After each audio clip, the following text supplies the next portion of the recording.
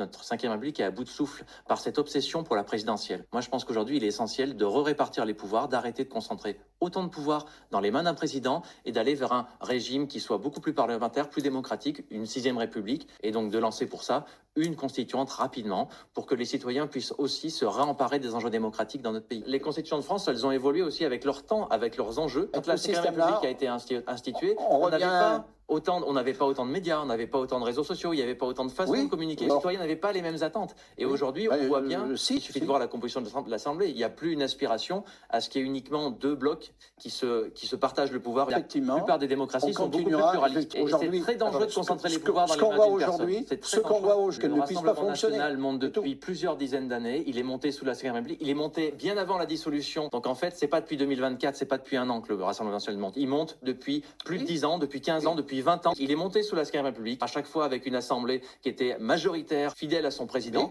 Donc en fait, la 5e République, elle a provoqué à la rigueur la montée du Rassemblement national à force d'avoir uniquement des alternances gauche-droite qui au bout d'un moment, les gens se sont dit ah ben aucun des deux résout les problèmes, donc on va essayer autre chose. Ce qu'il faut, c'est d'avoir du pluralisme et l'assumer avec une assemblée parlementaire où les gens dialoguent et pas un président qui a autant de pouvoir.